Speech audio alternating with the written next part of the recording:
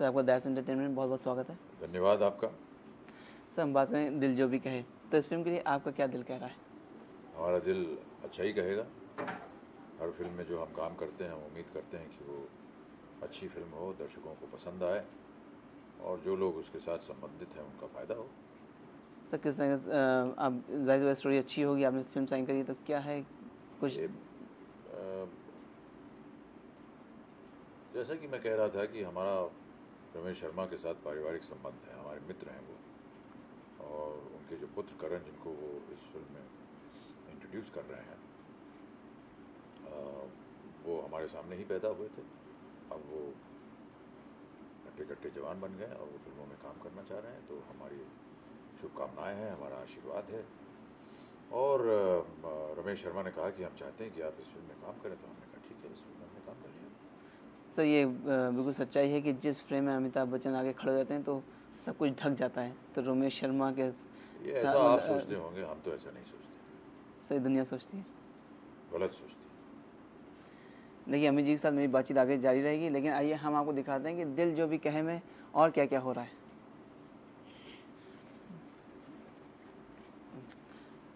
Sir ये story जो है आपने सुनी थी या सिर्फ आपने अपने मित्र की बात में उनका जो ऑफर आया सिर्फ उसी पे आपने सिर्फ साइन कर दिया? सच बात तो ये है कि वो आए मेरे पास, वो कहने लगे कि हम एक फिल्म बना रहे हैं, उसमें हम करण को इंट्रोड्यूस कर रहे हैं और हम चाहते हैं कि आप काम करें। मैंने कहा ठीक है, मैं काम करूँ। उस समय हमने कहानी नहीं सुनी, फिर बाद में उन्होंने आकर के हमें कहानी सुनाई और हम तैयार हो गए उसको काम करने के लिए। सर इसमें भी एक पिता पुत्र की बातचीत चल रही, तो ये पिता जो है ये किस तरह का पिता है? या पिछली फिल्म में आपकी अगर देखें तो उन पिता ये एक मॉरिशन परिवार है, मॉरिशस में रहता है। इनके पूर्वज जो थे वो भारतवर्ष से आए थे। अंग्रेज़ों के नीचे इन्होंने खेतों में काम किया था, मजदूरी की थी और काफ़ी कष्ट झेला था। अब ये स्वतंत्र देश हो गया है, अंग्रेज़ों से इनको मुक्ति मिल गई, अपने पैरों पर खड़ा है। इनका बेटा जो है अब विदेश जाता है पढ़ाई करने और वहाँ से एक अंग्रेज़ लड़की से इश्क हो जाता है। अब वो उस लड़की को घर लाना चाह रहा है, तो जाहिर है कि थोड़ी सी अड़चन हो जाती है, ख़ासतौर से माता की नज़रों में, क्योंकि वो थोड़ी सी उनके पुराने संस्कार हैं, पुराने किस्म के संस्कार हैं, हिंदुस्तानी हिंदुस्तानी। और क्योंकि उनके पूर्वजों ने इतना सहा है और इतना उनके ऊपर गुजरा है, तो कहीं ना कहीं वो एक हल्का सा क्लेश जो है वो मन में बना रहता है।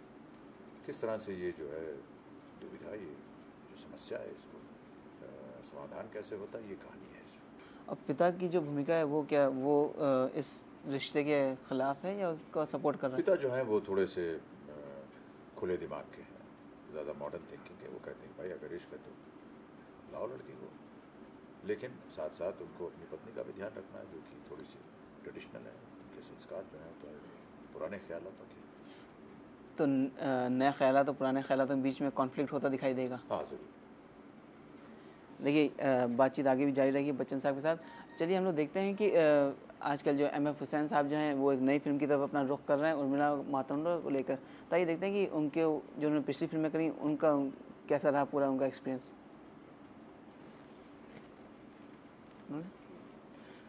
सर पूरी शूटिंग जो है ये मॉरिशस में हुई है, तो क्या वहीं पे पूरा बेस ही फिल्म का वहीं पे है? हाँ, जैसे कि मैंने आपसे कहा ये मॉरिशन परिवार है, मॉरिशस में रह रहा है, तो वहीं पर ही शूटिंग होगी। तो मतलब ये माइग्रेट रमेश शर्मा खुद एक तरह से उनका ससुराल भी वहाँ है, उनकी जो पत्नी है वो मॉरिशस से ही है। और इसकी शूटिंग केवल मॉरिशस में ही नहीं हुई है, ये स्वीडन में भी हुई है। जहाँ लड़का पढ़ने जाता है जिस कॉलेज में, वो स्वीडन में है, और जहाँ इस लड़की से इसकी मुलाकात होती है तो वहाँ भी शूटिंग हुई है और मॉरिशस में शूटिंग। सर आपने बोला कि रमेश शर्मा की वाइफ जो है वो वहीं की है मॉरिशस, तो ऐसा नहीं कि स्टोरी कहीं उनकी रियल लाइफ से इंस्पायर होकर ऊपर आई है? नहीं, एक उन्होंने बहुत ही प्रचलित टीवी सीरियल किया था फ्रेंच भाषा में, जो कि आज भी मॉरिशस में एक मेजर लैंग्वेज है वहाँ की। उसका नाम था सेलावी, और उस सीरियल में भी करण ने काम किया था। तो ये उन्होंने सोचा कि अब ये सीरियल जो है इसके ऊपर मैं एक फिल्म भी बनाऊंगा। सर काफ़ी सुपर डुपर हिट सीरियल था। जी हाँ, बहुत अच्छा चला, बहुत ही। और ये कहानी उस सीरियल की। सर तो ये बताएं कि करण जब आपके साथ थे तो करण कहीं कुछ घबरा रहे थे आपके सामने? सभी नहीं, घबराते हैं ऐसा कुछ नहीं है, कोई नहीं घबराता है। आप घबरा रहे हैं क्या हमारे साथ बैठ के? सर, बिल्कुल दिल की धड़कनें तो बिल्कुल तेज़ है नहीं नहीं, मेरी। आप झूठ बोल रहे हैं, ऐसा कुछ नहीं। सर ये बताएं कि जब इतनी क्लोज रिलेशनशिप रहते हैं तो उसमें कुछ कहीं कुछ सोचना पड़ता है कि फिल्म करें ना करें, सिर्फ दोस्ती के नाते सब कुछ? नहीं नहीं, ऐसा नहीं है। पहली बात तो ये है कि अगर कोई हमारा मित्र है या जहाँ भी मित्रता बनती है तो कोई भी मित्र जो है वो उस संबंध को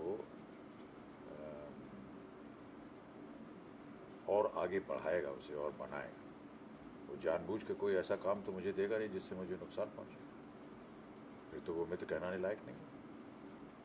तो वो ऐसा क्यों करेंगे कि वो मुझे कुछ ख़राब काम करने को देगा? पहली बात। दूसरी बात ये, अगर मैंने उनको अपना मित्र माना है तो अगर वो मुझसे ख़राब काम करने को भी कहेंगे तो भी मैं करूँगा, क्योंकि मैंने उनको मित्र माना। सर ये साल आपके लिए माशाल्लाह बहुत अच्छा जा रहा है, कितना खुश हैं आप पिछले साल के मुकाबले? मैं प्रसन्न हूँ। हमारी कुछ फिल्मों ने सफलता प्राप्त की है। पिछले साल ऐसा नहीं हुआ। पिछले साल सिर्फ अगले साल हाँ, खाकी को छोड़ के पिछले साल खाकी हाँ, अच्छी गई। लेकिन ये तो एक तरह का बिजनेस है, व्यवसाय है। कुछ चीज़ें अच्छी लगती हैं लोगों को, कुछ चीज़ें नहीं अच्छी लगती। ये साल अच्छा गया, अगला साल ख़राब जाएगा, ये तो ऊपर नीचे चलता रहता है। इस साल से अभी तक आप काफ़ी खुश होंगे? जी प्रसन्न हूँ। तो आगे जो और फिल्में आ रही हैं उनसे आप क्या एक्सपेक्ट कर रहे हैं? यही एक्सपेक्ट करूँगा कि वो चले। देखिए बच्चन साहब के साथ बातचीत आगे भी जारी रहेगी, आपको ज़रूर मज़ा आ रहा होगा इस बातचीत में। और चलिए हम एक चीज़ आपको बता दें कि जब भी फिल्मों में मुजरा आता है तो मुजरे काफ़ी हिट होते हैं। तो आइए देखते हैं इसी पे एक रिपोर्ट कि किस तरह की हमारी फिल्मों में मुजरे जो हैं सफल होते आए हैं। बोले सर, अब फिल्मों में भी सबसे ज़्यादा बिजी हैं आजकल, सबसे बिजी स्टार आप ही माना जाता है, बहुत सारी फिल्में आपके पास हैं। उसी बीच आप एड्स भी करते रहते हैं, कैसे अपने एडजस्ट करते हैं, कैसे लाइफ को एडजस्ट कर रहे हैं इस वक्त? क्या एडजस्ट करना है? हमारे पास, हमारे साथ जो काम करते हैं उनके पास हम अपने जितने प्रोड्यूसर उनको भेज देते हैं, उसी के डेट्स के अनुसार वो उनको समय दे देते हैं, हम चले जाते हैं काम करने। सर लेकिन अपने लिए कुछ टाइम निकलता है आपके लिए? हाँ बिल्कुल, आप छोड़ेंगे तो जाएंगे ना हम यहाँ से। सर आज भी आप सुबह से सुना काफ़ी बिजी थे। हाँ, सुबह से ही प्रतिदिन बिजी रहते हैं। चलिए बातचीत आगे जारी रहेगी, हम लोग लेते हैं एक छोटा सा ब्रेक, लेकिन आप कहीं मत जाइएगा, देखते रहिए दैट्स एंटरटेनमेंट।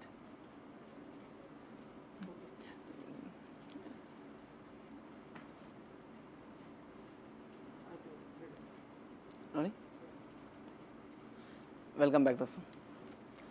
सर फिल्में जो हैं आप इतनी करते रहते हैं, तो आपकी अभी तक कोई फेवरेट कोई एक्ट्रेस हैं जो उभरती भी आई हैं? जैसे पिछली रानी मुखर्जी का कहना है कि बच्चन साहब सभी कलाकार अच्छे हैं।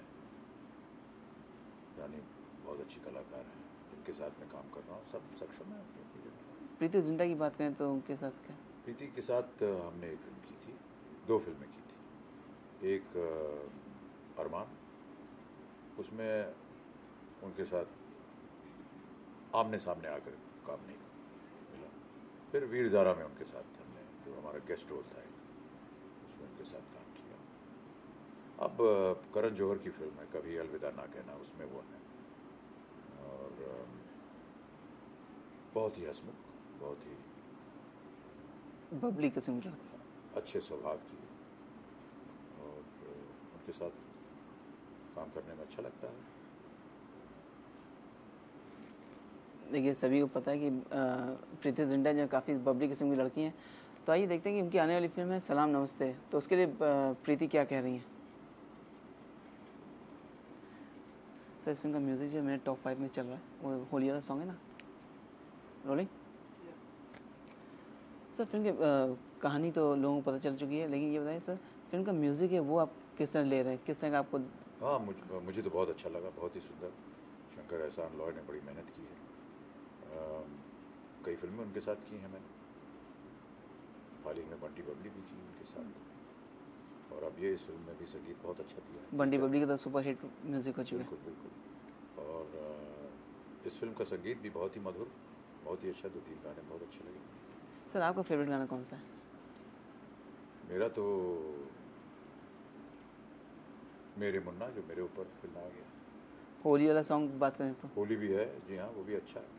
उसमें जो मॉरिशस का जो राष्ट्रीय नृत्य है सल्सा, उसको लेकर के उसी रिदम के ऊपर उन्होंने गाना बनाया और उसको होली गाने के साथ मिक्स किया।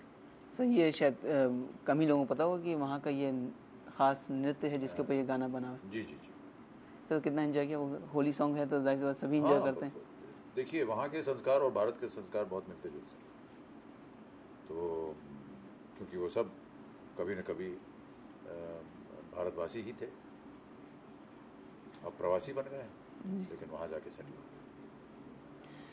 तो चलिए आप भी देखिए इस हफ्ते के 5 टॉप सॉन्ग जिसमें आपको मिलेगा होली वाला बच्चन साहब का एक और खूबसूरत सा सॉन्ग। तो ये एंड है बस लास्ट लाइन। हाँ सर एंड पर आप बोलिएगा कि हम जब एंड करेंगे आप बोलिएगा कि आप देखते रहिए दैट्स एंटरटेनमेंट। That's entertainment.